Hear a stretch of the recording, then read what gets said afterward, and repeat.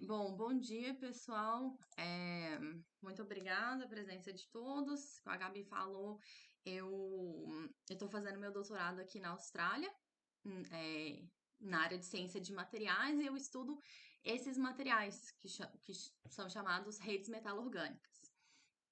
E hoje eu vou falar para vocês, vou começar a entrar com vocês no estudo das técnicas de caracterização que eu tenho aprendido durante o doutorado, durante esses 2 anos que eu tô no meu doutorado, e a importância delas no estudo desses materiais. E claro que a gente também vai ter as técnicas separadas que a gente vai lançando progressivamente no meu canal do YouTube, mas as aulas aqui,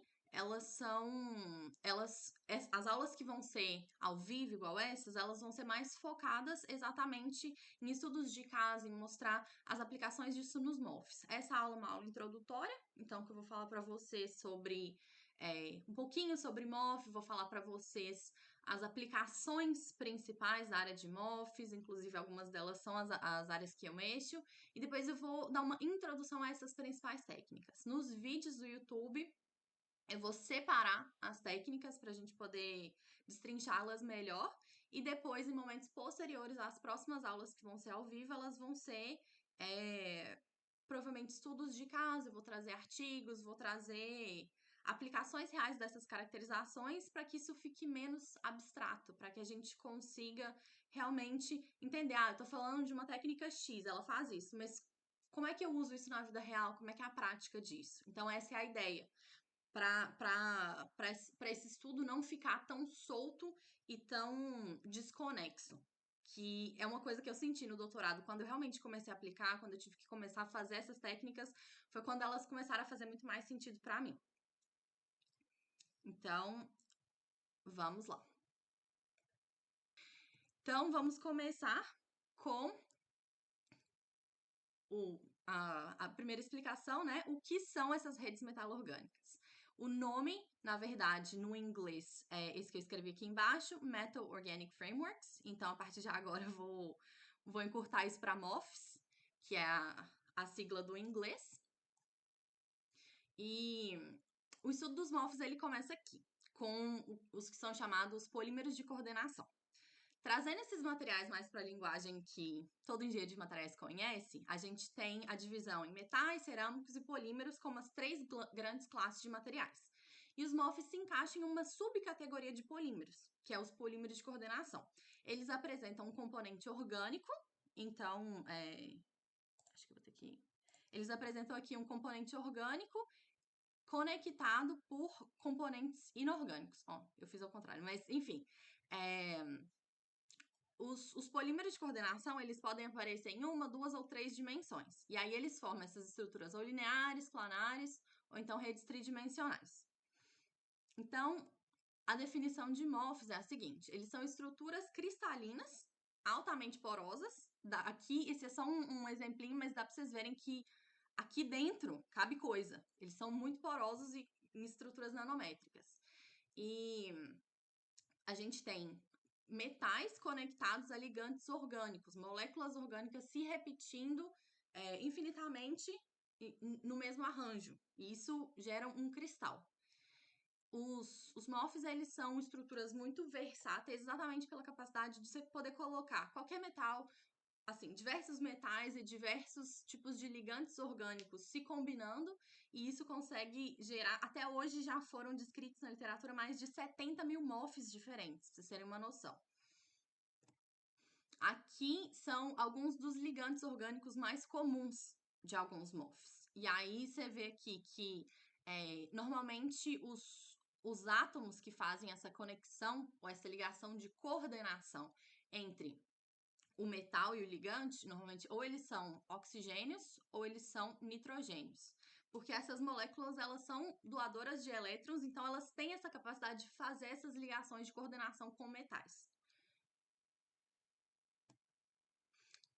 Bom, a área de estudo de MOF, ela ganhou notoriedade no final da década de 90, com um pesquisador e professor da Universidade de UC Berkeley, que ele chama Omar Yagi. Ele ainda está vivo, ele ainda é professor dessa universidade, E ele trabalhava com o que ele chama de estruturas estendidas já.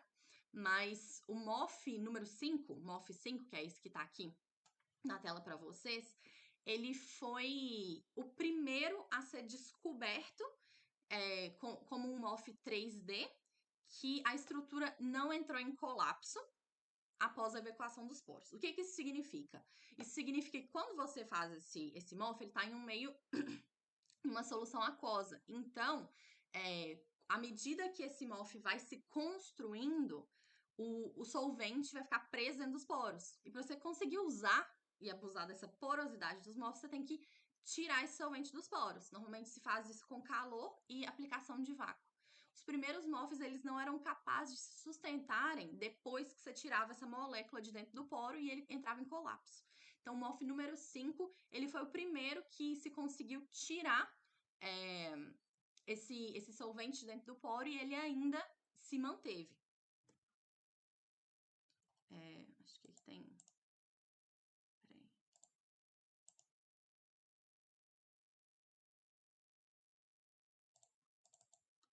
E... Desculpa, eu tava tentando rodar um videozinho, acho que não tá dando. Continuando, então, a síntese dos MOFs ela é feita majoritariamente pela mistura dos componentes orgânicos e inorgânico em um solvente. E é necessário uma energia inicial para que isso aconteça. Então, eu trouxe aqui o primeiro método de fabricação de MOFs, do MOF 5 reportado. Então, ele mistura o nitrato de zinco com essa molécula aqui, que é o ácido 1,4-benzodicarboxílico, em um solvente orgânico que chama DMF, é um solvente orgânico poderosíssimo. Ele tem até um cheiro bem peculiar para quem conhece. E basicamente você coloca isso num frasco de vidro fechado, a uma temperatura por um certo tempo, e deixa esses cristais crescerem.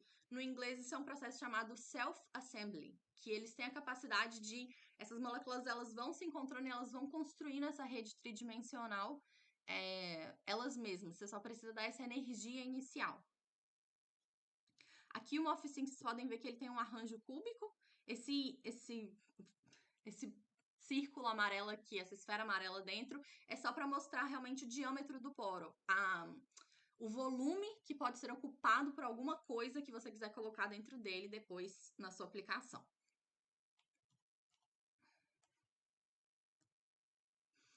A área superficial dos MOFs desse MOF específico, chega a 4.500 metros quadrados por grama. O que isso significa? A área superficial, ela mede a porosidade de um material. Não é só a área exterior. Pensa que você tem lá uma partícula, uma nanopartícula ou micron. Quando você quer medir a área superficial, você consegue medir também a área dentro dos poros. Então, em 1 grama de MOF, que é um pozinho que tem nanopartículas, você consegue atingir uma área superficial para esse MOF de 4.500 metros quadrados. Eu coloquei uma comparação aqui do lado para vocês entenderem que um campo de futebol tem aproximadamente 7.000 metros quadrados. Então, com menos de 2 gramas desse MOF, você conseguiria a mesma área superficial, claro, dentro dos poros, não só a área externa, mas a área dentro dos poros. Isso é uma grande vantagem se a gente quiser encapsular, absorver, colocar alguma molécula dentro dessas cavidades. Então, os MOFs, hoje em dia, eles são os materiais com as maiores áreas superficiais desenvolvidas pelo homem. Como eu comentei anteriormente, a área de estudo sobre compostos de coordenação porosa, ela teve problemas iniciais para a evacuação dos poros, sem gerar o colapso, o que a literatura chama de primeira geração de MOFs. Quando você tenta, G aqui é para guest, ou seja, convidado dentro do poro. Quando você tentava tirar essa estrutura, entrava em colapso. A segunda geração chegou quando se conseguiu porosidade permanente após a remoção do solvente.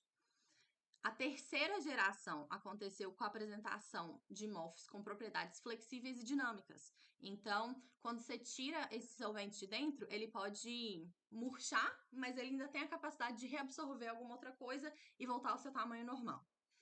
E a quarta geração de MOFs, ela apresenta estruturas passíveis de funcionalização ou modificações posteriores, como, por exemplo, a inserção de defeitos cristalinos, o que é uma característica muito importante para MOFs de diversas aplicações. Você conseguir, depois que você fez esse MOF, você conseguir modificar ele, ainda mantendo aquela estrutura. Os MOFs são geralmente nomeados de acordo com o nome da instituição na qual ele foi sintetizado. Então, ele pode vir como MOF alguma coisa. Mas ele também... Ou ele pode vir como MOF alguma coisa. Então, por exemplo, o MOF 5 é só um nome de MOF.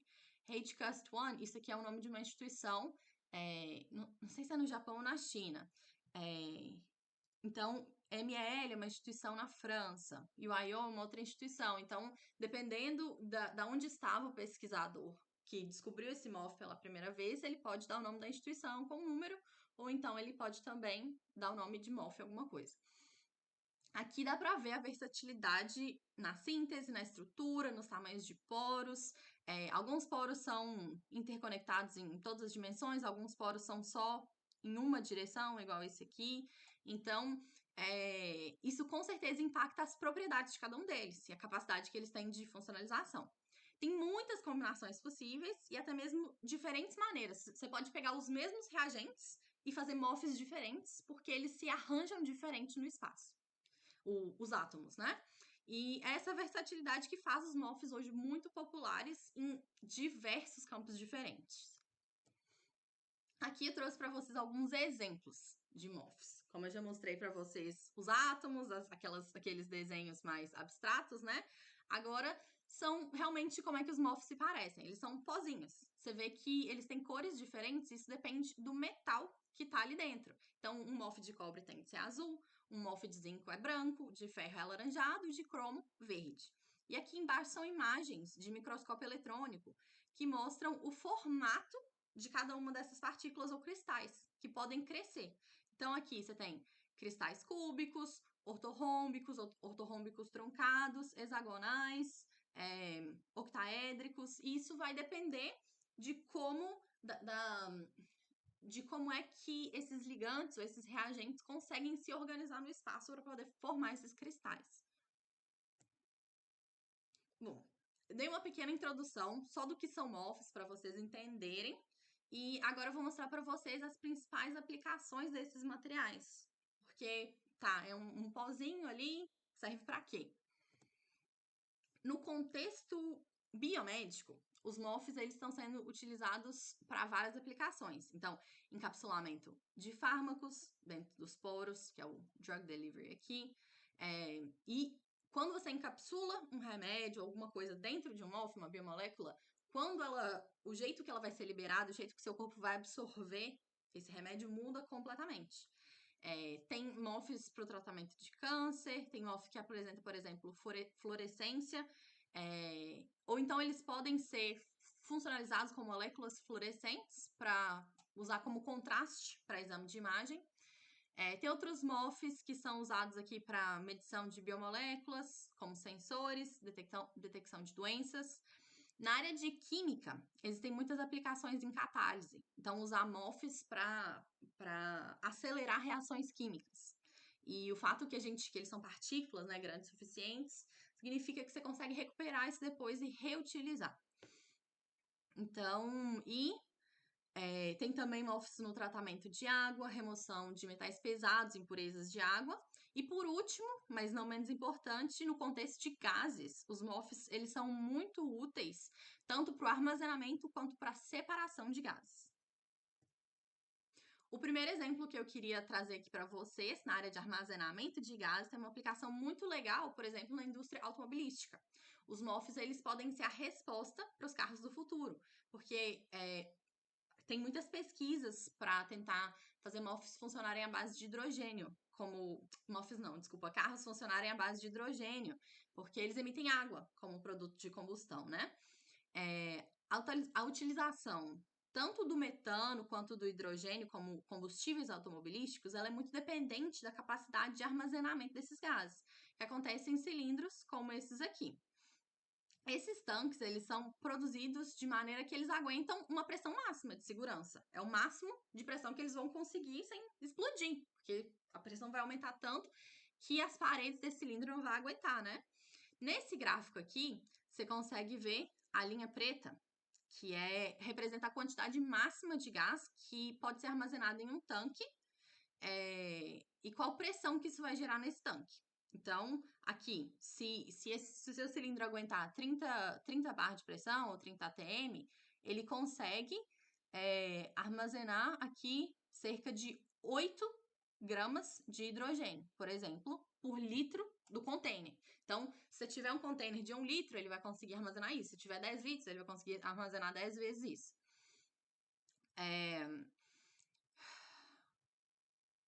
Quando você adiciona MOFs, o que acontece? Você adiciona os MOFs aqui dentro e vocês podem ver que para armazenamento de hidrogênio, esse MOF 177 aqui, que é um MOF feito de zinco, ele é o que atualmente apresenta melhor performance para absorção de hidrogênio.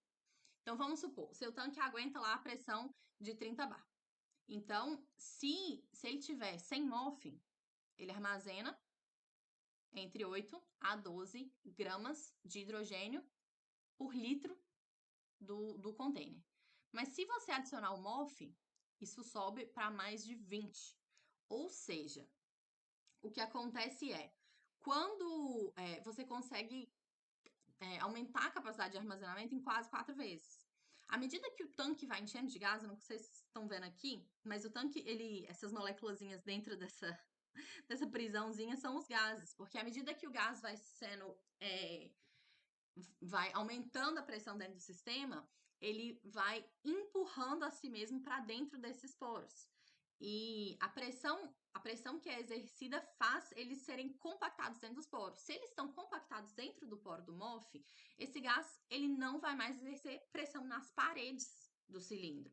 Então, isso efetivamente diminui a pressão que está ali no cilindro, e aí você consegue adicionar mais e mais e mais gás ali dentro. Então, você vai empurrando, o MOF vai absorvendo isso dentro dos poros, e na hora que você quiser usar, à medida que você for retirando essa pressão, esse gás vai saindo dentro do MOF e você consegue utilizar. Então, para a área do metano, esse MOF de cobre atualmente é o que tem melhor performance, e para a área de hidrogênio é o MOF 177.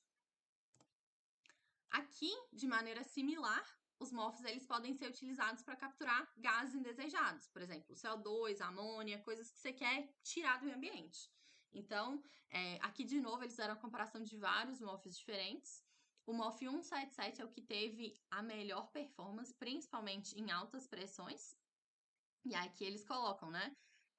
Um tanque com MOF significa 10 tanques sem MOF. Então, é um aumento dessa performance, é um aumento da capacidade de capturar esse gás muito significativa.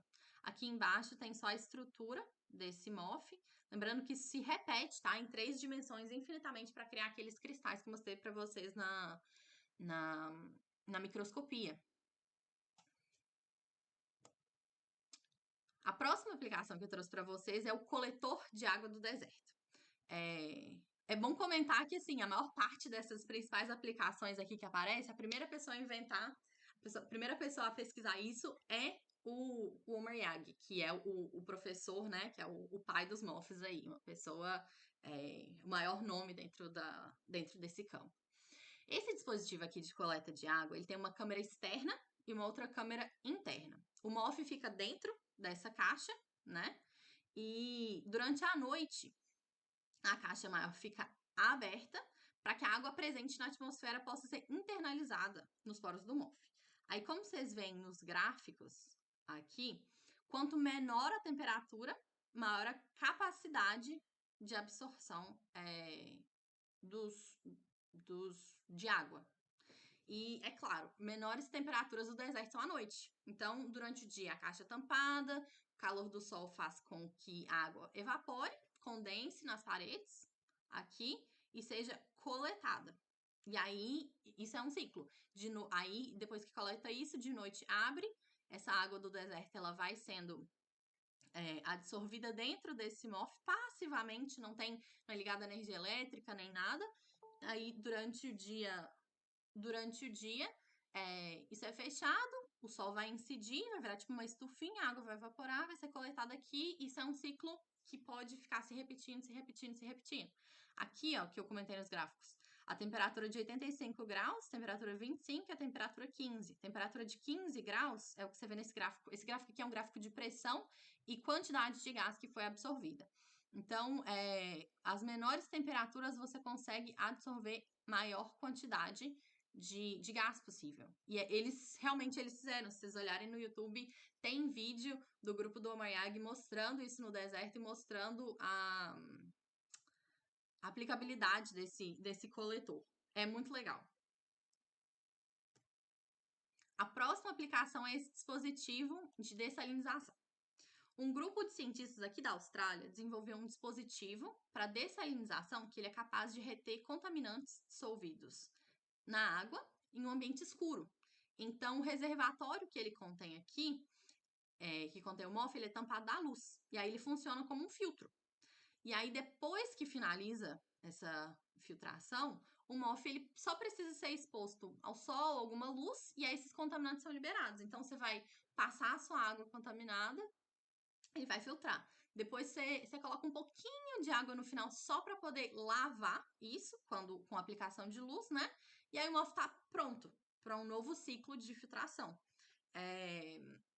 Esse processo, né, de filtração, ele não é incomum no tratamento de água. Tem muitos tipos de adsorventes. Então, tem resinas, eólitas, tem até casca de arroz, areia, tudo isso é muito utilizado para tentar limpar água, para poder tentar descontaminar a água. Mas esses materiais, ou eles não são recicláveis, ou então eles precisam que você use substâncias químicas muito nocivas para poder recuperá-los. E aí, nesse caso aqui, não. Só ele é fotorresponsivo. Então, você expõe ele à luz e ele vai liberar esses metais pesados que ele prendeu ali. É esse MOF 1053 ml. Então, essa capacidade de reciclagem do MOF faz essa ser uma aplicação muito interessante. Inclusive, isso foi um artigo publicado ano passado, não muito tempo atrás. Agora, eu vou falar de uma maneira mais geral sobre catálise. Os MOFs, eles são excelentes modelos de catalisador por causa dos centros metálicos. Um catalisador nada mais é do que uma molécula que tem a capacidade de acelerar uma reação química. Falando assim, bem resumidamente. E esses centros metálicos, eles têm essa capacidade, porque eles estão ali fixos, parados, dentro do MOF. Exatamente por ele ser poroso, ordenado e ter esses tamanhos diferentes de poros, etc. Essa capacidade de você construir o seu MOF, dependendo do que você quer, faz essa aplicação em catálise ser muito importante. Então, o fato deles serem insolúveis garante que a catálise ela vai continuar acontecendo e que você vai conseguir reciclar esse MOF depois. Você vai conseguir coletar ele para poder continuar fazendo reações depois. As formas e tamanhos dos poros, né, igual eu falei, eles são ajustáveis à aplicação. Desculpa, alguém entrou. Então, o que proporciona, por exemplo, catálise com seleção de tamanho. Tal molécula entra dentro do MOF, mas a outra molécula não. Então, só a molécula que entrou dentro do poro do MOF que vai conseguir passar pelo processo de catálise. Isso é uma coisa muito legal.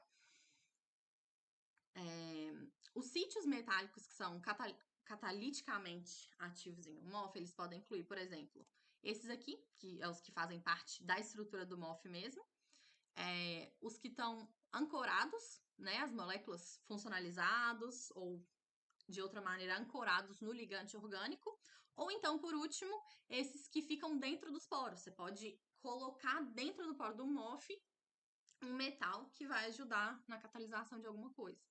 Então, uma coisa muito importante de ter um catalisador encapsulado dentro do MOF é a proteção, porque normalmente enzimas, né, que são moléculas que são responsáveis pela catálise, elas são muito propensas a desnaturar, se elas são expostas a um ambiente não favorável, elas mudam sua conformação química, elas nunca mais funcionam.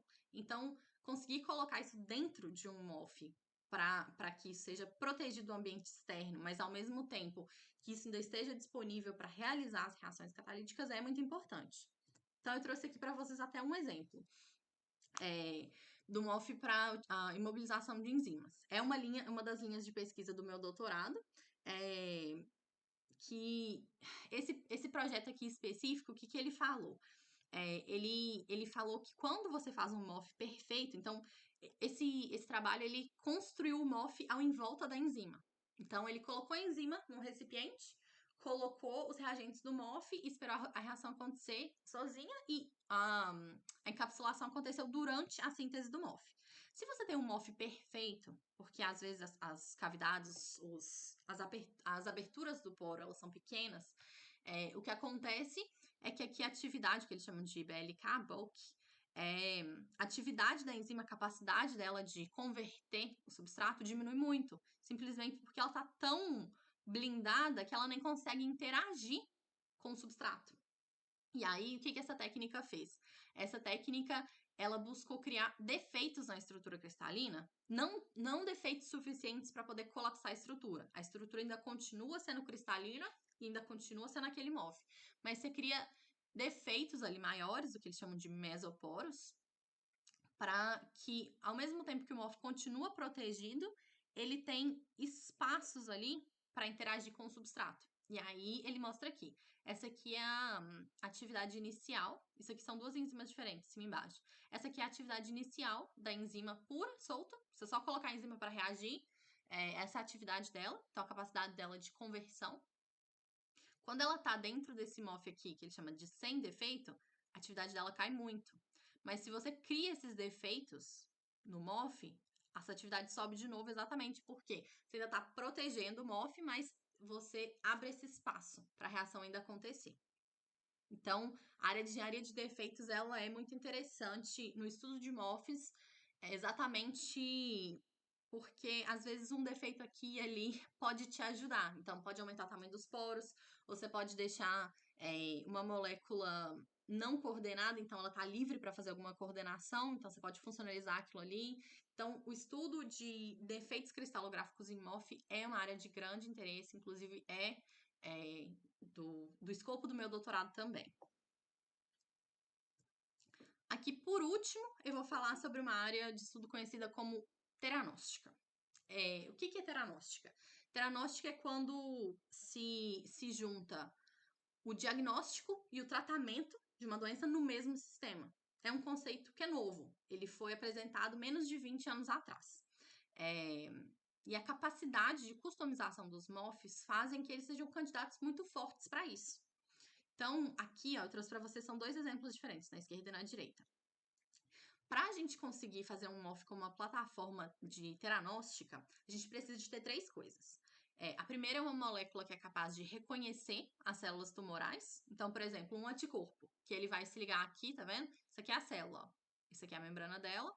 E aí o seu MOF, ele tem essa molécula aqui, que ela consegue identificar a célula cancerígena e se ligar a ela. Segundo, uma molécula que vai permitir o diagnóstico. Então, muitas vezes se usa materiais termo ou fotorresponsivos. Por quê? Porque eles vão emitir cor, como esse aqui. Esse aqui está dentro, inclusive, de um modelo animal. Quando ele se ligou ali e você coloca esse estímulo, ou um estímulo térmico, ou um estímulo, um estímulo de luz e tal, eles podem emitir fluorescência ou eles podem emitir perfis térmicos, né? Esse aqui vermelhinho é onde está o MOF e significa que ele se ligou às células cancerígenas aqui. E por último, é claro, porque essa é a parte de diagnosticar, mas agora para tratar, você precisa colocar dentro do MOF uma molécula que tenha capacidade antitumoral, ou seja, para fazer o tratamento. Então pode ser um agente quimioterápico, um regulador hormonal, alguma coisa que você vai encapsular dentro desse MOF. Então, esses três componentes. E aí, muitos são entregues aqui por via intravenosa. Você coloca esse MOF, né, por via intravenosa, ele vai conseguir chegar ao destino, a célula cancerígena, ele vai identificar a célula, vai te mostrar, você vai fazer a imagem, e ao mesmo tempo ele vai estar entregando ali o tratamento, de uma maneira customizada. Bom, como vocês viram, os MOFs abrangem os MOFs abrangem áreas muito interdisciplinares. Eu falei aqui de gases, automobilística, células, câncer, tratamento de água, coleta de água. E isso é uma característica da ciência de materiais. Trabalhar em conjunto com várias outras áreas da ciência. Isso é parte de ser um engenheiro, um cientista de material. E aí agora a gente chegou na terceira parte da aula, que mostrei para vocês a aplicação, mas se você quer fazer um MOF destinado para uma aplicação, você tem que focar em como saber, em como descobrir essas informações. A gente não vai conseguir ver olhando nada disso. Nós estamos falando de átomos, né? Então, na engenharia de materiais, a gente tem esse santo grau, esse tetraedro aqui, né? A gente passa muitos anos estudando as correlações entre a estrutura do material com as suas propriedades, o processamento no qual ele passa, para a gente conseguir modelar a aplicação final dele. E para descobrir essas correlações, é fundamental que a gente caracterize esse material de maneira apropriada, que a gente faça as análises nele. Eu gosto de pensar na caracterização de materiais como um quebra-cabeça. Cada técnica é uma peça diferente que vai trazer para a gente um pedaço da história. No contexto de MOFs, que já disse para vocês que são estruturas com alta porosidade e a ideia da aplicação é voltada para essa propriedade. São cristais porosos, então vamos tirar vantagem desse espaço, desse volume que eles têm, que a gente pode colocar coisa lá dentro. É necessário que a gente saiba as informações corretas para desenvolver essas aplicações. Então, como eu já disse várias vezes para vocês, os MOFs são estruturas cristalinas. O que isso significa? Isso significa que eles apresentam uma ordem em larga escala nas posições ocupadas pelos átomos. Aqui você vê uma célula unitária. Isso é chamado de célula unitária. Isso se repete em 3 dimensões infinitamente no seu cristal. Para descobrir esse arranjo aqui dos átomos, a gente utiliza uma técnica que é chamada de difração de raio-x. Esse vídeo que rodou, deixa eu ver se eu consigo fazer ele rodar de novo. Olha só, esse videozinho aqui, ele mostra a máquina fazendo a leitura da amostra. Vocês estão conseguindo ver isso aqui se mexendo para cima? É um raio-x que tem um ângulo incidente e o material, se ele for um cristal, ele vai difratar, ou seja, ele vai espalhar esses raios-x em certos ângulos, em altas intensidades, gerando os picos desse gráfico aqui. E esses ângulos, eles significam posições aqui na célula unitária, onde os átomos estão ordenados em o que a gente chama de plano cristalográfico. Eu coloquei aqui no exemplo 3 planos. Esse pico aqui significa os átomos nesse plano, aqui esse pico significa os átomos nesse plano, e esse pico os átomos neste plano.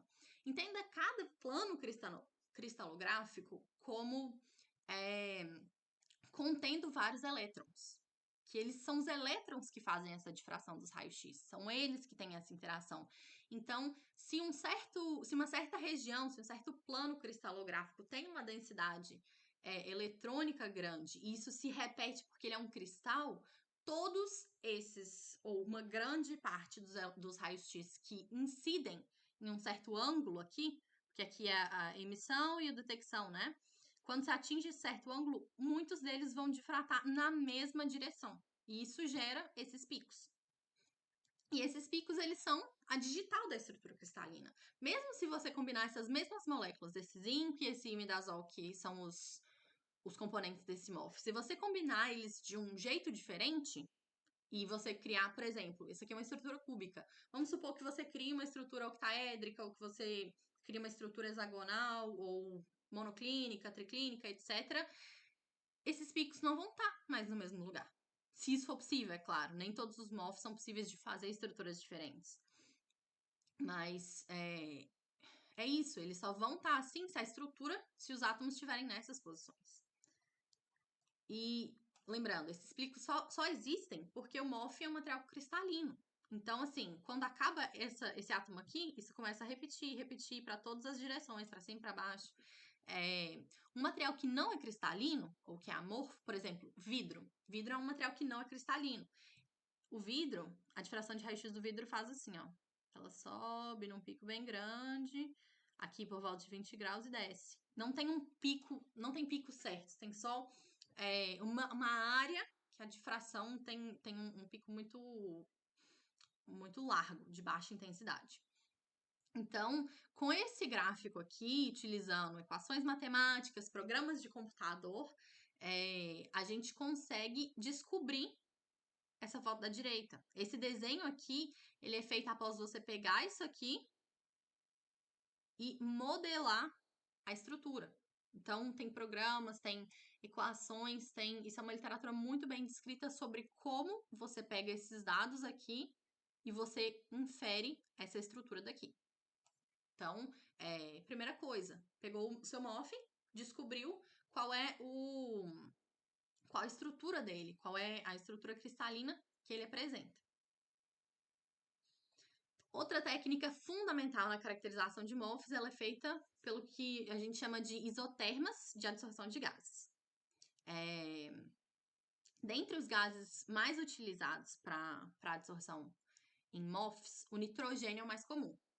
Gases inertes, como nitrogênio, argônio, xenônio, eles são utilizados exatamente por eles não interagirem de uma maneira química com o material. Então, o mais utilizado é o nitrogênio, claro, pelo preço. Isso chama fisiosorção, adsorção física. Quando você coloca esse gás lá dentro e tira, ele entra e sai sem gerar ligações químicas com o seu material. Aí aqui tem um pequeno diagrama e aqui uma imagem do equipamento em si. Aqui dentro são onde você coloca suas amostras. Vocês veem que isso aqui é um banho de nitrogênio líquido, porque essa técnica tem que ser feita à temperatura de liquefação do nitrogênio, que é 77 graus Kelvin. Então, o que essa técnica informa pra gente é a porosidade do material. Então, daqui, quando você faz uma técnica dessa com nitrogênio, você consegue saber a área de superfície do MOF, que é o que eu mostrei para vocês ali em cima, de metros quadrados por grama, de mais de 4.000, o volume dos poros, a distribuição dos poros, o tamanho de cada poro, tudo isso você consegue derivar dessa técnica aqui. E aí, o que acontece? O princípio de funcionamento dela é muito simples, a interpretação é muito mais complicada. E precisa de modelos matemáticos para poder conseguir essas informações. Mas, basicamente, a amostra em pó, aqui nesse número 1, né? Aqui, ela é colocada numa câmera, todo o pó é retirado, então você cria um vácuo a altas temperaturas, para ter certeza que todo o gás que está dentro dos poros do MOF vai sair. E aí, essa é a primeira etapa para evacuar esses poros, porque você vai medir, né, a capacidade a quantidade de volume desses poros, tem que tirar tudo que está ali dentro primeiro. Então, o gás depois vai sendo adicionado no sistema. Aqui. Ele vai sendo adicionado lentamente e a pressão dentro dessa câmara é monitorada. Aqui a gente consegue inferir a porosidade e a área superficial, porque é o seguinte, a gente tem acho que todo mundo vai conhecer essa relação aqui, que a pressão, ela tem a ver com o número de mols, o número de mols e o volume. Se a gente tem o volume dessa câmera aqui e a gente sabe o número de mols de gás que a gente está colocando, a gente teria uma pressão que deveria ser exercida dentro desse sistema. Mas é igual eu falei para vocês lá na área da aplicação, se um gás ele é empurrado para dentro do poro do MOF, ele é compactado ali. Então ele não exerce mais pressão nas paredes do gás, nas paredes do cilindro. Então, o que você faz? O que o equipamento faz? Ele tem um detector de pressão e aí ele compara a pressão ideal, que seria se você não tivesse MOF ali, com a pressão que realmente é exercida pelo gás, que subtrai a pressão de todas as moléculas de gás que estão internalizadas dentro do MOF. Então, quanto mais moléculas entram para dentro desse poro, mais vai cair a pressão. Isso depois a gente deriva em uma área superficial maior. Essas aqui são as 6 curvas que geralmente se obtém para essa análise. E elas nos trazem informações sobre a estrutura do MOF em si, como que ela interage com o gás em questão,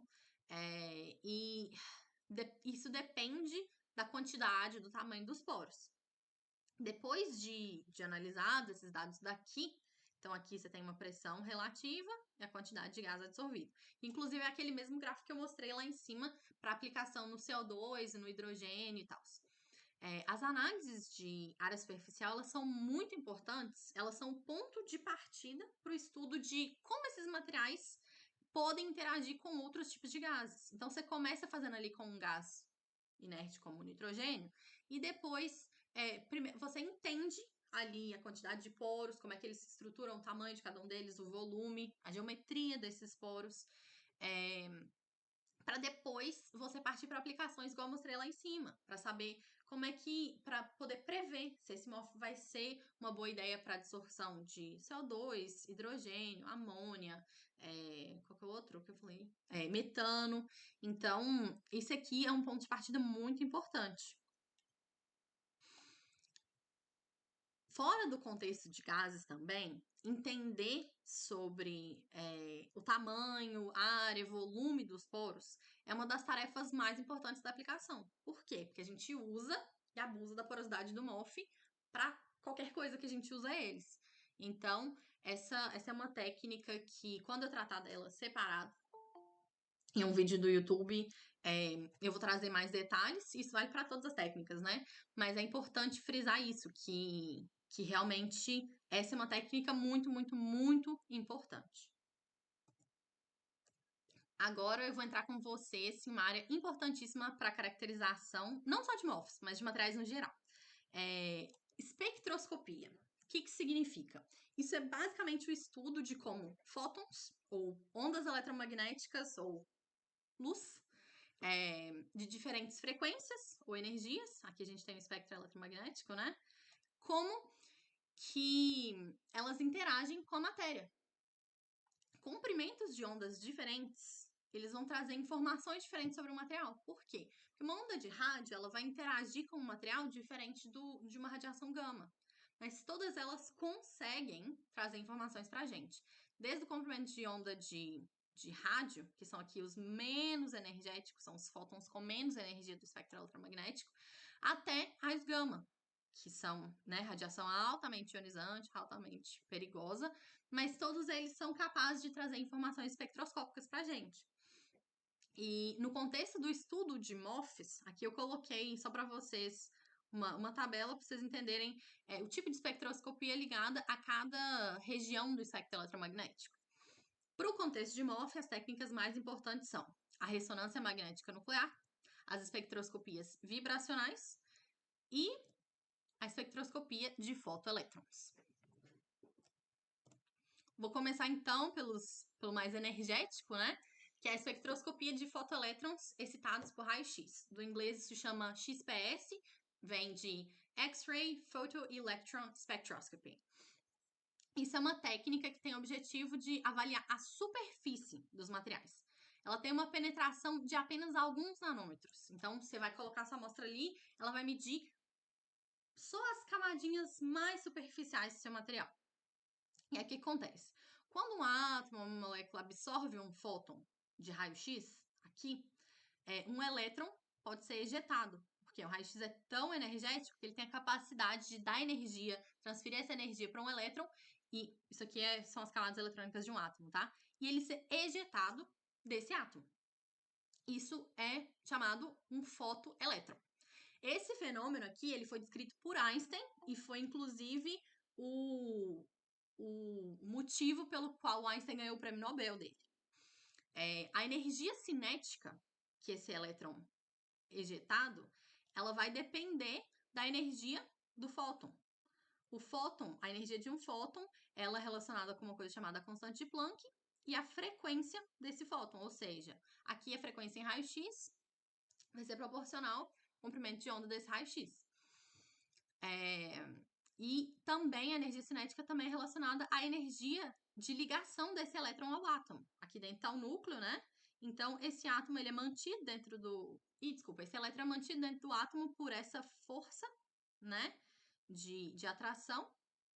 E essa energia aqui vai dizer pra gente, no final também, qual vai ser a energia que vai ser liberada desse elétron. Quando a gente mede a energia cinética dos elétrons emitidos, é possível a gente determinar quais são os elementos que estão próximos da superfície de um material.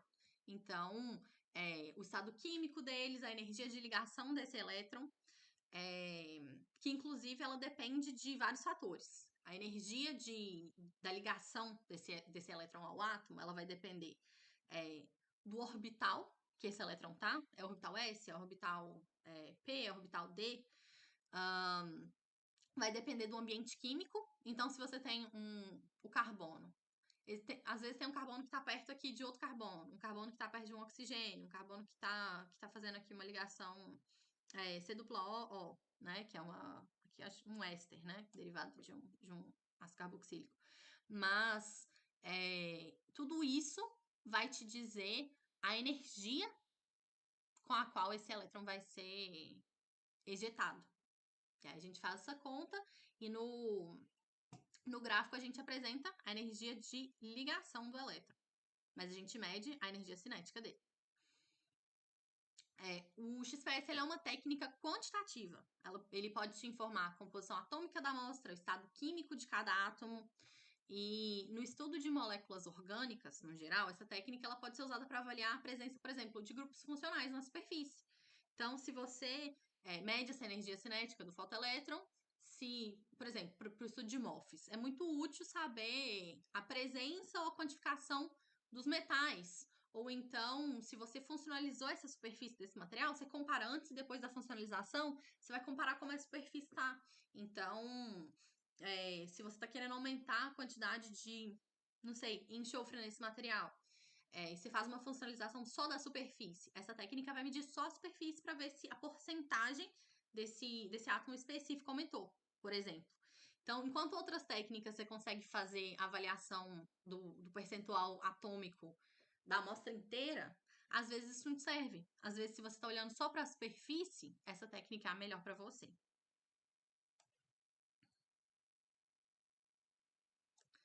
Agora, acho que esse é o slide com mais informação, mas ao interagir, né, com o espectro eletromagnético na região do infravermelho, isso são comprimentos de onda menores do que comprimento de ondas maiores, então frequências menores daquelas que a gente consegue enxergar. Eles têm comprimentos de ondas entre 2,5 a 25 micrômetros.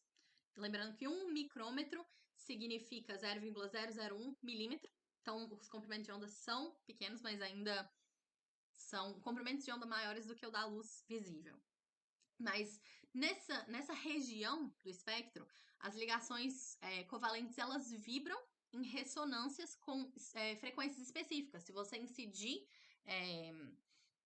radiação infravermelho em moléculas orgânicas, elas vão vibrar, as ligações químicas vão vibrar dependendo da frequência desse átomo e desse fóton incidente. A gente sabe que existem 6 maneiras, eles são chamados de modos vibracionais, mas 6 jeitos que as ligações podem vibrar diferente. E a frequência, ou aqui, ó, número de onda, né, wave number, que é em centímetros recíprocos, ela é proporcional à frequência do fóton. Então, aqui, ó, quanto maior o número de onda, maior a frequência do fóton que ressonou com essa ligação. Essa frequência, ela depende da energia da ligação. Então, quanto mais forte for uma ligação, provavelmente ela vai aparecer um pico em regiões maiores aqui do número de onda, mas também depende da massa de cada átomo. Átomos mais pesados, eles vão tender a ter picos mais para direita, para números menores de onda. E átomos menores vão aparecer aqui. Inclusive, aqui a região que aparece ligações com hidrogênio, que é o átomo mais leve que a gente tem. Vamos lá. Os possíveis modos vibracionais das ligações químicas, eles são divididos em stretching e bending. Stretch, do inglês, significa estirar.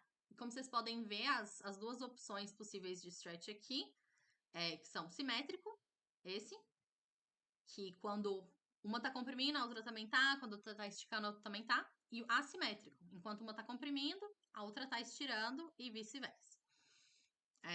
Já os modos vibracionais de bending acontecem quando a vibração muda o ângulo da ligação. Isso é um exemplo desses 4 aqui. E isso pode acontecer tanto no plano que a ligação tá, quanto fora do plano que a ligação tá. Para os modos fora do plano da ligação, você tem o que é chamado twisting e wagging. Twisting é aqui uma vibração assimétrica, enquanto um vem para frente e outro vem para trás. Wagging é simétrico, os dois vêm para frente, os dois vêm para trás. Já as vibrações no plano, elas são conhecidas como scissoring, que parece uma tesoura, cortando alguma coisa, abrindo e fechando, e rocking, que é esse balançadozinho assim de um lado para o outro. E esses, dependendo aqui da região, cada ligação química diferente, ela vai ressonar e vai dar um pico aqui de absorção em uma região específica do espectro. Então, com essa técnica, é possível a gente descobrir os grupamentos químicos na sua amostra. Então, as ligações químicas. O que é muito interessante para você descobrir, vamos supor, você funcionalizou, encapsulou alguma coisa nesse MOF. Vai aparecer alguma coisa nova, vai aparecer uma ligação diferente ali, depois disso. Então, você pode verificar mesmo se o composto que você quis incorporar está ali ou não.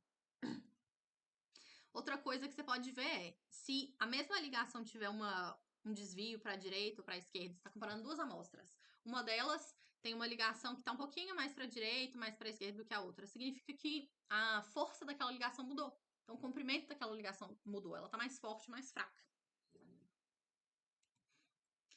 Essa técnica, ela tem duas regiões. Uma é conhecida como a região dos grupos funcionais, e geralmente ela vai te dizer, ela vai ser essa parte aqui do stretching. Então, ela vai te falar se existe uma ligação CH, COO, CN, CC e etc. Então, aqui nessa região é muito bem mapeado. De 1650 a 1800 é normalmente quando aparecem ligações COO. Então, aqui você consegue identificar se a sua estrutura tem essa ligação ou não. Aqui para C tripla N, C tripla C e assim sucessivamente. Tem tabelas para isso que te ajudam a te guiar nessa descoberta. E também tem a região aqui que é chamada de fingerprint, ou uma tradução livre aqui, digital, a região da digital. Nela, geralmente aparecem modos vibracionais de bending, e eles são muito específicos para cada composto. Então, eles podem ser usados como uma maneira de verificar se o material é aquele mesmo que você fabricou. Então, a literatura fala, tem esse polímero aqui. Aí você tenta fabricar ele, ou então você comprou e você fala, deixa eu ver se é o mesmo. Você pode comparar o espectro do infravermelho para realmente ver se a molécula é a mesma ou não.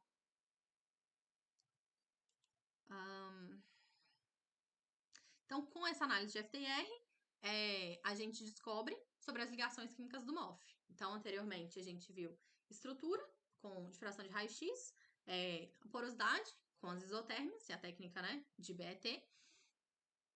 E aqui a gente está falando sobre espectroscopia vibracional, como as ligações vão vibrar após absorver um fóton com uma energia específica. Aqui é um caso à parte. A espectroscopia Raman, ela é uma técnica que também avalia modos vibracionais de materiais, mas ela é diferente do FTIR. A vantagem que ela tem aqui é que é possível avaliar ligações de coordenação entre o metal e o ligante, porque aqui, o FTIR normalmente ele acaba a 400 centímetros recíprocos. Abaixo disso, a gente não consegue ter um espectro legal na região média do infravermelho. Enquanto na espectroscopia Raman, a gente consegue olhar para números de onda menores. E são nesses números de onda abaixo de 400 centímetros recíprocos que normalmente as ligações de coordenação do MOF entre o metal e o ligante é geralmente onde elas aparecem. Então, enquanto a espectroscopia do infravermelho ela parte do princípio da absorção de fótons, então você joga ali fótons de diversas frequências diferentes e cada ligação química vai absorver uma frequência específica, aqui na técnica de Raman, ela usa o princípio de espalhamento Raman. Inclusive, essa descoberta deu um Nobel para um cientista da Índia. Nessa técnica, que Raman é o nome dele, Nessa técnica, é uma luz monocromática. Então é diferente. No Raman, vários comprimentos de onda incidem. No Raman, você escolhe um laser de uma frequência específica. Ela vai incidir no material e vai ser espalhada. E aí tem dois tipos de espalhamento que podem acontecer. A maior parte da luz ela vai ser espalhada num evento que chama espalhamento de Rayleigh, que é basicamente essa luz vai ser absorvida, ela vai para um nível de energia virtual nesse átomo, nessa ligação, né? Que absorveu, mas depois, quando esse elétron é espalhado, ele é espalhado com a mesma energia do átomo inicial. Desculpa, do fóton inicial. Então, é um espalhamento que eles chamam de espalhamento elástico. O fóton vai bater ali, depois dele interagir com o átomo, ele vai seguir a vida dele, ele vai provavelmente mudar de direção, mas a energia dele vai ser conservada. E isso é a maior parte da energia. Mas uma pequena porção da luz é espalhada no que a gente chama de espalhamento inelástico. Isso é uma característica intrínseca do material analisado. Então, esse meu MOF específico aqui, ele vai ter um espalhamento inelástico a um certo número de onda específico. Então, paralelamente ao FTIR, ele dá uma informação também similar sobre comprimentos, sobre ligações químicas. E aí, o que acontece? Se um fóton ele atinge um material, a luz espalhada, se ela tiver menos energia do que a luz incidente, então esse aqui que sobe é a luz que foi incidente, esse aqui que desce é a luz que foi espalhada. Se isso acontecer, isso é chamado de espalhamento Stokes, ou seja, o átomo ele roubou um pouco da energia desse fóton. E se o contrário acontecer, se um fóton ele pode também tirar a energia desse átomo. Se esse átomo se ele já tiver em um estado excitado de energia, e um fóton ele incidir, ele pode ser então espalhado, remitido com uma energia maior, e aí esse átomo inicial ele volta para esse estado fundamental dele. Essa técnica aqui, ela tem muitos pormenores e eu vou também explicar ela separadamente em um vídeo depois, com mais detalhes. Normalmente, os lasers utilizados... e é claro, daqui para frente, a mesma teoria que eu mostrei para o FTIR, da interpretação dos picos, aonde eles normalmente estão, os modos vibracionais, tudo isso vale ainda. Mas os lasers que são utilizados para a espectroscopia Raman, eles têm comprimentos ou no ultravioleta, ou luz visível, infravermelho. Por exemplo, o laser que eu costumo usar, ele tem um comprimento de onda de 532 nanômetros. Isso significa uma luz verde. Então, é um laser verde que eu uso para poder fazer a técnica. A técnica de FTIR e Raman, elas são consideradas complementares. Por quê? Se um modo vibracional ele é possível de ser detectado no FTIR, normalmente ele não é detectado no Raman e vice-versa. Por quê? Porque para uma vibração conseguir ser detectada pela técnica de FTIR, ela tem que causar alteração em uma coisa que chama momento dipolar da ligação. Eu vou explicar isso em mais detalhes na aula específica de espectroscopia vibracional. Mas no Raman, o modo vibracional ele só é detectado se tem mudança em uma coisa chamada polarizabilidade, que tem a ver com a geometria da nuvem eletrônica daquela ligação. Então, normalmente, se tem mudança no momento dipolar, não tem mudança na polarizabilidade, e vice-versa. Então, você consegue medir o Raman, você não consegue medir no FTIR, e assim sucessivamente. Então, fazer as duas técnicas te traz informações mais completas sobre o seu material também. A última técnica espectroscópica que eu vou falar aqui é a ressonância magnética nuclear. O princípio por trás dessa técnica é que muitos núcleos atômicos, eles têm spin, igual nesse videozinho rodando aí. Todos os núcleos, eles são eletricamente carregados, né? Então, quando eles são colocados num campo magnético, eles se alinham com esse campo magnético. Igual aqui antes, eles estão, antes disso aqui passar, eles estão todos alinhados no campo magnético aqui vertical. Se a gente emitir pulso eletromagnético na frequência de rádio, que é esse verdinho que está passando, que são frequências baixas para o espectro eletromagnético, que são perpendiculares ao campo magnético que você criou ali, o núcleo atômico ele vai se alinhar com esse pulso, então ele vira aqui 90 graus, e depois ele demora um tempo para poder se realinhar com o campo magnético. E quanto maior o número de elétrons em volta desse núcleo, porque essas imagens aqui são de núcleos, tá? Coisa que parece um peão aqui, eles são núcleos atômicos. Quanto mais elétrons tiver em volta desse núcleo, mais blindado ele tá do efeito do campo magnético. Então, mais tempo ele vai demorar. Depois que você dá esse impulso dessa onda de rádio, ele vai demorar mais para poder retornar a esse estado inicial dele. Então, a gente consegue olhar quão blindado esse núcleo vai estar do efeito do campo eletromagnético.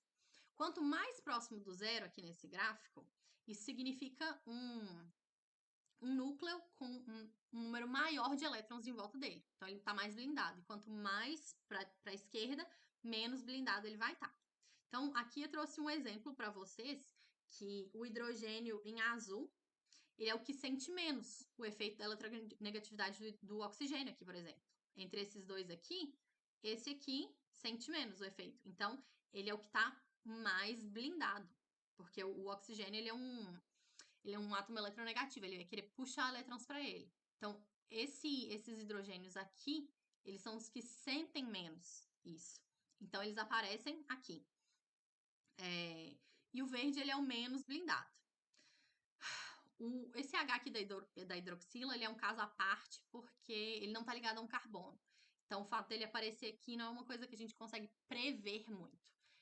Normalmente, você faz a técnica de ressonância magnética e descobre onde ele está. Então, outra coisa que dá para ver no gráfico é que esse primeiro pico aqui, por exemplo, ele é um quarteto, né? Não é um pico único. Esse aqui é um pico único e esse aqui ele é um pico triplo. Por que isso acontece? Porque os hidrogênios no carbono adjacente, então você tem esses hidrogênios aqui, os azuis.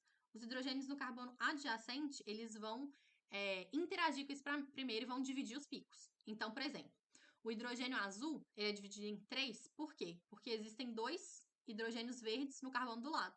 Então, tem um pico para o hidrogênio mesmo. Esses azuis, eles são todos complementares, então eles geram um pico só. Eles são todos o mesmo, né? Eles têm as mesmas características, eles estão ligados no mesmo carbono. E esses 2 picos a mais que aparecem são por causa das interações com esses 2 hidrogênios do carbono adjacente. A mesma coisa vale para esse. Por que esse é um quarteto? Porque tem 3 hidrogênios azuis no carbono adjacente ao carbono que tem o hidrogênio verde. O hidrogênio da hidroxila é diferente, por quê? Porque o oxigênio ele tem um efeito protetor, exatamente por ele ter muitos elétrons, ele vai gerar um efeito protetor nesse hidrogênio vermelho, não vai deixar os outros hidrogênios interagirem com ele. Então, ele é um pico simples. A última coisa aqui é a altura dos picos. A altura dos picos ela é proporcional ao número de átomos equivalentes. Se tem 3 átomos de hidrogênio azuis, a altura desse pico vai ser maior. Se tem 2 átomos aqui, vai ser intermediário. Se tem 1, vai ser o menor. A espectroscopia de ressonância magnética ela é muito útil no estudo de MOF para saber o ambiente químico da molécula. Então, você vai descobrir se tem funcionalização, encapsulamento de substâncias. Por quê? Porque diferenças nas nuvens eletrônicas, diferenças no ambiente em volta daquele hidrogênio, daquele núcleo, vai trazer diferenças, vai gerar diferenças na posição desses picos e na intensidade deles. Agora, as técnicas de microscopia eletrônica. Elas são muito úteis no uso de MOFs, e essas duas que eu trouxe, cada uma delas tem um escopo diferente. Na microscopia de varredura, o que acontece? A detecção da imagem ela é feita por chamados elétrons secundários. Então, a microscopia eletrônica ela bombardeia elétrons na sua amostra, e aí a sua amostra ela vai responder liberando elétrons secundários. E esses elétrons são detectados e aí você consegue fazer a topografia da sua amostra. Então, você consegue ver a morfologia dos cristais, você consegue ver o tamanho, o formato, e basicamente a microscopia de varredura vai te falar isso. E a microscopia de transmissão, ela usa elétrons muito mais energéticos, então eles vão atravessar a sua amostra. Diferente dessa aqui, que ela vai bater em um elétron secundário, vai ser emitido, essa aqui ela vai atravessar a sua amostra e o detector fica bem abaixo. Então, vem de cima vem o seu elétron, ele bate na sua amostra e aqui embaixo tem um detector para saber depois que ela atravessou. Nessa técnica, como os elétrons são muito mais energéticos, as resoluções que a gente chega são muito maiores. Então, olha aqui a gente está falando de microns. Aqui a gente tem 5 nanômetros. Isso aqui que vocês estão vendo aqui são átomos, são os átomos. Então, essa técnica, ela consegue também mostrar pra gente a estrutura cristalina. Aqui vocês estão vendo que parece um tanto de hexágono nesse MOF. Aqui, eles colocam até o desenho para te ajudar a guiar a estrutura do MOF. Mas você vê que é altamente ordenado. Isso aqui é o cristal, isso aqui é o MOF. Então, uma desvantagem dessa técnica para o estudo de MOF é que os MOFs eles têm componentes orgânicos. E como esses elétrons eles têm alta energia, eles podem destruir a estrutura cristalina quando eles batem ali. Então, imagens igual essa aqui, elas são muito valiosas. Elas requerem equipamentos que conseguem tirar essa foto muito rápido, coisa de nanosegundos. Por quê? Nanosegundo depois que esse elétron bateu ali e foi transmitido, essa estrutura cristalina ela vai ser destruída por causa da energia desse elétron. Então, não são todos os microscópios de transmissão que têm essa capacidade de fazer isso. A maioria deles te dá imagens igual essa aqui de baixo. Isso aqui, ó, é uma microscopia de transmissão de alta resolução. Isso aqui é uma microscopia de transmissão normal. A microscopia, ela é muito utilizada, então, igual nesse caso, para ver encapsulamento de partícula. Aqui é mais para você ver a estrutura cristalina, mas também pode ver encapsulamento de partícula dentro de um MOF. Aqui por fora é o MOF e aqui dentro é uma molécula metálica. Uma molécula metálica, como ela é mais pesada, como ela tem mais elétrons nela, metal, né? Ela parece mais escura na microscopia de transmissão. Então aqui você consegue ver realmente o encapsulamento de uma molécula. Então elas são essas duas técnicas. Elas têm propósitos diferentes, mas é uma técnica de imagem, uma coisa que você realmente vê com seus olhos, diferente das técnicas espectroscópicas. Porque essa aqui te dá uma coisa visual. Essa eu deixei por último, mas ela é mais fácil. A análise termogravimétrica, ela envolve medir a mudança de massa de uma amostra à medida que ela é aquecida. Então, ela é uma técnica muito útil para analisar amostras que ganham ou perdem massa durante o aquecimento. A maioria perde. A técnica ela pode ser utilizada para estudar decomposição, equilíbrio de reação, pirólise, oxidação, resíduos metálicos, perda de solvente, perda de água durante o aquecimento. O equipamento, o que ele precisa? Ele precisa de uma balança para acompanhar a massa durante toda a medição, que basicamente mede a massa, e um sistema de aquecimento, um forno, então, e um termopar, para poder verificar a todo momento a temperatura desse sistema. Você vai aquecendo, você fala para o sistema, eu quero que você aqueça 10 graus por minuto. E aí o termopar vai ficar medindo que realmente está aquecendo cada minuto está aquecendo 10 graus naquela sua amostra. No contexto de MOF, essa técnica é muito utilizada para verificar, por exemplo, a pureza do seu MOF, a ausência de ligante não reagido. Porque quando você faz um MOF, você lava ele depois, né? Porque algum reagente, às vezes, que não formou o MOF, você lava aquilo ali para retirar. Então, com o TGA, você pode verificar se a sua lavagem foi legal, se ela foi suficiente. Você pode olhar a presença de solvente residual. Inclusive, isso é uma boa técnica para avaliar se a gente realmente conseguiu evacuar os poros. Porque, vamos supor, você faz seu MOF em água, né? E aí a gente faz eles chamam de ativação, que é o processo que você usa calor e vácuo para tirar essa água de dentro do poro. E o MOF tem que se manter, né? Ele não pode colapsar depois que você tira a molécula de dentro do seu poro. Você pode ver se sua etapa de retirada, né, de evacuação dos poros foi eficaz. Por quê? Porque senão você vai ver que até 100 graus Celsius, você vai ver que tem uma caída por causa que a água que estava lá dentro evaporou. 100 graus Celsius é a temperatura de ebulição da água, né? Esse aqui, na verdade, ele é um gráfico que é um exemplo de como essa curva se parece. Isso aqui não é um MOF, isso é um oxalato de cálcio, então uma cerâmica. Aqui para mostrar para vocês como cada fase de perda de massa pode ser relacionada com cada reação química. Então aqui, essa curva verde é qual temperatura a massa vai caindo. E a curva azul, elas são a primeira derivada dessa curva do TGA. E aqui a gente achou que engenharia de materiais não usa cálculo, mas usa sim. É, mas a curva de TGA, a curva da derivada, o ponto mais baixo dela aqui, ó, ela normalmente ele é utilizado como a temperatura da reação, da decomposição que está acontecendo. Aqui, eles conseguiram relacionar, ó, cada reação com uma perda de massa específica, então eles medem a percentual inicial, percentual final naquela etapa. Então, perdeu tantos por cento de massa. Isso aqui é o que eles calculam que deveria perder, isso aqui é o que realmente perdeu. E eles têm uma reação que eles sabem que está relacionado com isso. Então, e aqui é a temperatura máxima, mas isso acontece em um range de temperatura. Então, esse aqui, ele vai começar, né, nessa temperatura inicial e vai até aqui, 200 e poucos graus. Esse aqui, começar a 400, terminar a 500 e alguma coisa. E desse jeito você mede. Então, esse aqui, quando você analisa no TGA, você vai olhar a temperatura inicial e final de uma mudança de massa e quantos por cento isso foi. E aí você tenta correlacionar isso com uma decomposição ou com uma reação de, por exemplo, se for água, né? A água foi ebolida, ou alguma transição acontecendo nesse material devido à energia térmica que você deu. Bom, então, por hoje foi isso. Falei com vocês uma breve descrição do que são MOFs, as principais aplicações de MOFs, as caracterizações para a gente saber a estrutura química, a estrutura física e estrutural de um MOF. Então, as químicas foram as técnicas espectroscópicas,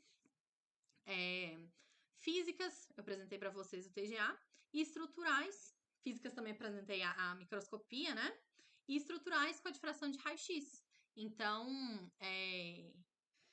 eu acho que, claro, os MOFs têm muitas aplicações diferentes e dependendo do para que vocês vão usar eles vão ser. Você pode usar muitas outras técnicas e no futuro, quem sabe, a gente estude elas em estudos de casos específicos, de MOF para uma aplicação, alguma aplicação. Mas eu acho que essas técnicas aqui são as mais gerais que você usaria para caracterizar qualquer MOF para qualquer aplicação que você vai usar. Então, elas são as mais comuns. Os próximos passos, então, né, desse nosso curso aí, vão ser entender as técnicas de maneira mais aprofundada e depois entender como a gente aplica ela nos MOFs. Trazer estudo de casos, trazer um artigo, olha, esse artigo, ele usou o FTIR para descobrir isso. Esse artigo usou microscopia de transmissão para descobrir aquilo, ou TGA para descobrir isso. E por hoje foi só. Muito obrigada, pessoal.